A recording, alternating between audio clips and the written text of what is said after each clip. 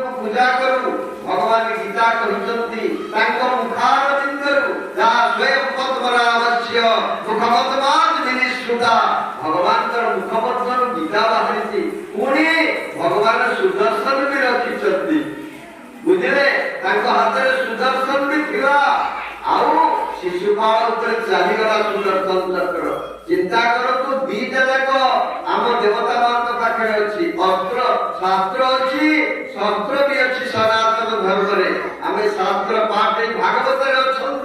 वेणु राजा उपाख्यान भारी उत्पात कला वेणु बोली गोटे राजा बड़ उत्पात कला साधु सन्थ मैंने वेद बाण हत्या कले